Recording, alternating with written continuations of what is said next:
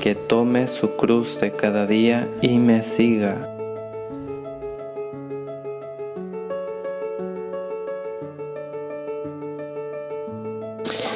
Hola queridos hermanos, hoy estamos a viernes 5 de febrero. Celebramos en toda la nación mexicana la fiesta de San Felipe de Jesús y en la Arquidiócesis de México la solemnidad en un grado más alto, ¿no? Por ser la arquidiócesis. Vamos a escuchar el Evangelio que es de San Lucas, capítulo 9, versículo 23 al 26. Y escucharemos un poquito brevemente su biografía de San Felipe y la reflexión propia del Evangelio. Escuchemos del Santo Evangelio según San Lucas. Gloria a ti, Señor. En aquel tiempo Jesús le dijo a la multitud: si alguno quiere acompañarme, que no se busque a sí mismo, que tome su cruz de cada día y me siga, pues el que quiera conservar para sí mismo su vida la perderá, pero el que la pierda por mi causa, ese la encontrará. En efecto, ¿de qué le sirve al hombre ganar todo el mundo si se pierde a sí mismo o se destruye? Por otra parte, si alguien se avergüenza de mí y de mi doctrina, también el Hijo del Hombre se avergonzará de él cuando venga revestido de su gloria y de la del Padre y de la gloria de los santos ángeles. Palabra del Señor. Gloria a ti, Señor Jesús. Bien, pues decimos de San Felipe de Jesús que nació en 1572 en la Ciudad de México, murió en 1597. El barco en que viajaba Felipe de Jesús para dirigirse de Manila a México y ser ordenado sacerdote naufragó en las costas de Japón. Al poco tiempo se desencadenó ahí una sangrienta persecución contra los cristianos. Felipe de Jesús fue apresado, pero tuvo la oportunidad de ser liberado por ser náufrago. Él, que tenía la certeza de que la muerte no es el fin, sino una puerta hacia la vida nueva y definitiva, más aún de que cuando la muerte es producto del martirio se vuelve un sacrificio de holocausto agradable a Dios, prefirió compartir la muerte de los perseguidos. Felipe, que había sido rebelde e inconstante en su adolescencia, comprobó en sí mismo que esa vasija de barro débil y frágil que él era, podía contener la fuerza extraordinaria de Dios, pues enfrentó el martirio con el entusiasmo y la alegría de dar su sangre por la fe. Como Cristo, que amó y deseó la cruz, Felipe, al ver a lo lejos la cruz que le estaba destinada, se escapó de los guardias para correr a abrazarse a ella. Murió repitiendo el nombre de Jesús y fue canonizado en 1862. Bueno, pues una anécdota de la vida de San Felipe, que dicen que su nana que lo conoció desde chiquito, pues cuando alguien dijo que iba a ser santo Felipe, exclamó: primero reverdece esa higuera, una higuera que estaba, parece que en casa de ellos. Dice: primero reverdece esa higuera a que Felipe se haga santo. Y cuando murió, la higuera reverdeció. Pues para Dios no hay nada imposible, como dice el Papa Francisco muy hermosamente en una frase que él tiene: todo santo tiene un pasado y todo pecador tiene un futuro. O sea que los santos, pues en su vida pasada tuvieron que luchar contra muchísimas inclinaciones malas de su concupiscencia para poder vencerse y llegar a la santidad. Y también todo pecador tiene un futuro, porque con la gracia de Dios es posible llegar a la santidad. Para Dios no hay nada imposible. Entonces San Felipe nos da un testimonio muy bonito, muy bello, y una gran esperanza de poder alcanzar la santidad, y ahí tenemos que buscarla porque todos estamos obligados a ello. Jesús nos lo ha dicho: sean misericordiosos como su Padre Celestial es misericordioso. Y en Levítico 19:2, el Antiguo Testamento, Dios nos dice: sean santos como su Padre, sean santos como yo, Yahvé, soy santo, ¿no? Bueno, ahora hablando del Evangelio, Jesús se dirige hoy a la multitud y exclama esta frase tan conocida: si alguno quiere acompañarme, que no se busque a sí mismo, que tome su cruz de cada día y me siga.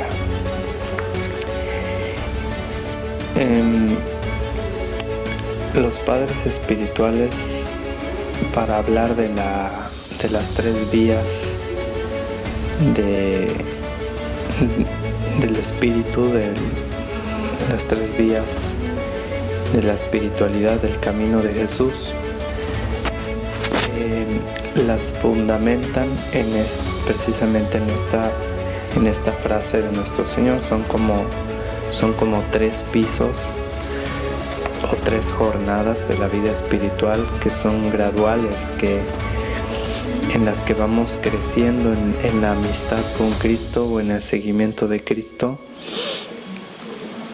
y ponen su fundamento en este texto de la Sagrada Escritura, donde acabamos de escuchar de Jesús precisamente esta frase: si alguno quiere acompañarme, que no se busque a sí mismo. Y ese sería el primer escalón y la primera vía, que corresponde, según los padres espirituales, a la vía purgativa, donde uno primero debe purgar, expiar los pecados de la vida pasada y aprender a odiar el pecado con la gracia de Dios, para mantenerse en gracia, en una vida de gracia. Y el segundo es que tome su cruz de cada día, que corresponde, según los padres espirituales, a la vía iluminativa, donde se forjan de una manera más firme las virtudes y se trabaja en ellas. Y la tercera es en la vía unitiva, donde dice Jesús: y me siga, la vía unitiva, donde han llegado pues ya no muchos que digamos, pero a lo largo de los siglos, pero todos estamos llamados a aspirar y a llegar a ese grado, a la vía unitiva, que es la vida de unión mística, de una profunda intimidad con Dios. Podemos decir, por ejemplo, de esta gran santa mexicana, Conchita Cabrera de Armida. Bueno, es beata, pero ya va para allá que zumba, ¿no? Muy bien, pues vamos a hablar solamente de la primera. Dice Jesús: si alguno quiere acompañarme, que no se busque a sí mismo, que no se busque a sí mismo. O en otra traducción dice: que se niegue a sí mismo, que se niegue a sí mismo. Todos nosotros, por el hecho de haber heredado el pecado original, nuestra naturaleza ha quedado herida. Nuestra naturaleza humana ha quedado herida. Y a pesar de que hemos recibido el bautismo y con eso la gracia inmerecida y maravillosa de ser hijos de Dios y haber sido redimidos por Cristo y justificados con su gracia gratuitamente, sin embargo nuestra naturaleza humana está herida por el pecado original y por los pecados actuales. Y entonces eso quiere decir que tenemos una inclinación al pecado. Como dice San Pablo, hago el mal que no quiero y el bien que quiero no lo hago. O sea, experimenta él en su carne una terrible lucha. O sea, nos decía un misionero muy atinadamente, es como si iniciaras un partido con 3 goles en contra. O sea, tienes que meter 4 goles para poder ganar. O sea, no puedes quedarte cruzado de brazos en la vida y pensando que así vas a ganar. No, tenemos que luchar todos los días. Y por eso es que quisiera hablarles ahorita un poquito acerca de esta... no es virtud, sino es un conjunto de virtudes. Y lo define el padre Adolphe Tanqueray, que tiene un libro buenísimo que se llama Compendio de Teología Ascética y Mística, donde nos habla de la mortificación. La mortificación hoy en día para el mundo es algo que es anticuado, que es tonto, que es ridículo, que no tiene sentido, que es como, según el mundo, como no quererse, como no amarse. Y según la fe es todo lo contrario, es amarse de verdad. Porque la mortificación no es un fin, es un medio para alcanzar un fin mayor que es enorme. El fin es la unión con Cristo. Y el impedimento es nuestras malas inclinaciones. Por eso la mortificación viene a ayudarnos a luchar contra nuestras malas inclinaciones en orden a orientarlas todas, someterlas a la voluntad y nuestra voluntad someterla a Dios. Entonces, bueno, ¿qué es la mortificación? La mortificación es la lucha contra las malas inclinaciones para someterlas a la voluntad y la voluntad someterla a Dios. Entonces, claro que es necesaria, es muy necesaria la mortificación. De hecho, si queremos purificar el corazón, que es el primer paso, o sea, la primera vía, la vía purgativa, no podemos llegar a las otras si antes no purificamos el corazón. Entonces hay que orar y mortificarse. Y entonces nos damos cuenta tristemente que en la vida ordinaria, en la vida cotidiana, hay una inclinación nuestra hacia el pecado. O sea, por ejemplo, ay, qué flojera este día, ay, no tengo ganas de hacer nada, está como para dormir, hace frío, está nublado, está como lluviecito, pero sabes que tienes tarea, sabes que tienes que hacer, sabes que tienes que trabajar. Tu conciencia te está diciendo que tienes pendientes que hacer, que tienes responsabilidades. Tu tendencia o nuestra tendencia nos dice, pues, métete a la cama, arrópate que está bien rica y duérmete lo que tú quieras porque el día está bien rico. Pero nuestra fe nos dice, por amor a Dios, hay que sacrificarse por los demás y hay que hacer lo que uno tiene que hacer, las responsabilidades.